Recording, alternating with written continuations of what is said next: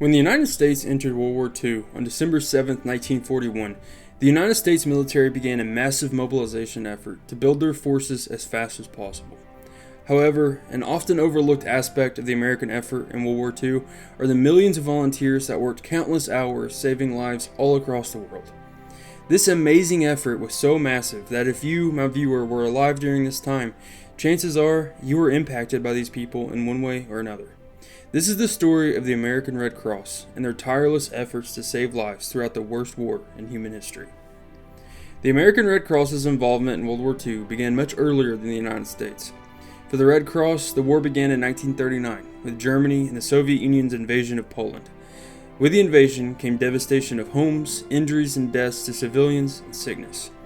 The Geneva-based International Red Cross Committee began requesting a large amount of supplies to help the victims of the war. The American Red Cross began sending as many supplies to Europe as possible.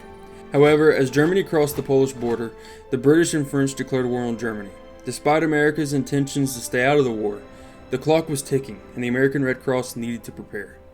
On December 7, 1941, the Japanese launched a massive surprise attack against the U.S. Pacific Fleet stationed at Pearl Harbor, Hawaii. In one day, 2,403 American service members were killed and the country was at war. In anticipation for their involvement in the war, the United States Congress requested that the American Red Cross begin a blood donor service to aid the American soldiers that would inevitably become wounded. The organization also began ramping up the request for volunteers. And after Pearl Harbor, the volunteers came pouring in. By 1945, 7.5 million men and women were volunteering to work for the Red Cross. That is 7 million people who worked tirelessly to serve their country and to save lives. The American Red Cross during World War II was an unbelievably large operation. When looking at what it was like to serve, the answer can vary so much based on the nature of the specific job. But all of these jobs can be broken into two main categories: home front and overseas. Not all of these jobs were focused on the war effort either. Remember, the Red Cross does a lot more than helping wounded soldiers. They also provide relief during natural disasters, and unfortunately, disasters did not stop just because there was a world war going on. However, the most recognizable job the Red Cross performed during World War II was nursing. Throughout the course of the war, 212,000 American women volunteered to serve as nurses throughout the war. This massive number is especially significant when you consider the obstacles women faced just in volunteering. In 1940s America, there was a huge stigma against women in uniform serving the Army Nurse Corps. Obscene jokes, comments, and family pressure to not volunteer were everywhere. Women across the country feared volunteering would lead to harassment or social outcasting. Another issue that led to decreased nurse volunteers was the segregation that was so prevalent in American society. Black women were only allowed to be nurses for the United States Army as needed by quotas, and these quotas were extremely limited. In 1941, only 56 black women were allowed in the ANC. This number rose to 160 in 1943. Finally, in 1944, the Army eliminated the quota.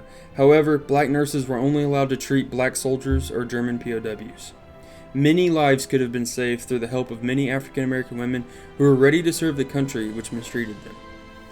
The problem that was the limited number of nurse volunteers is reflected by the actions taken by the United States government to boost recruitment numbers. President Roosevelt debated instituting a draft for nurses. By 1942, the need for nurses became so dire that Congress decided to offer women equal pay to their male counterparts in the Army of equal rank if they volunteered to be nurses. Through these efforts, the numbers began to rise. However, volunteering was just the first step in a long road to becoming a nurse. To become a nurse for the Red Cross, one had to go through extensive training to obtain a certification to work as a nurse for the Army or Navy Nurse Corps. Once certified, tens of thousands of American women were shipped to Europe or East Asia to work in field hospitals, evacuation hospitals, hospital ships, trains, and as flight nurses. These jobs presented incredible challenges to these brave women as they saw firsthand the horrors of a world war. Work for these nurses on the front lines in Europe resulted in horrifying sights, smells, and exhausting work hours. These heroic women were asked to work around the clock caring for a seemingly unending stream of injured American soldiers. These hospitals could easily be extremely overcrowded during difficult battles. Some nurses would have to use their own blood to ensure amputee patients received enough blood to survive. Soldiers with horrific injuries would be forced to lay on the ground inside and outside of field hospitals, as there was often not enough room for them to find a bed. One nurse, Opal Grape, who worked in a hospital in England, worked 16 to 18 hours a day caring for wounded Allied soldiers. Despite the stress and exhaustion, many of these nurses maintained a positive spirit, as it was often their faces that many soldiers would see for the last time. Opal Grape remembered her time as a World War II nurse with, quote, "I am just so glad that I had the opportunity to serve in World War II. It was an awesome experience. There were so many things that were sad, and it was too bad we had to have wars. But it was just a tremendous experience, and an experience that I certainly would have never had just in ordinary nursing." End quote. These were also extremely dangerous conditions to work in. During the Japanese invasion of the Philippines, 78 nurses were captured by the Japanese and sent to prison camps in Manila.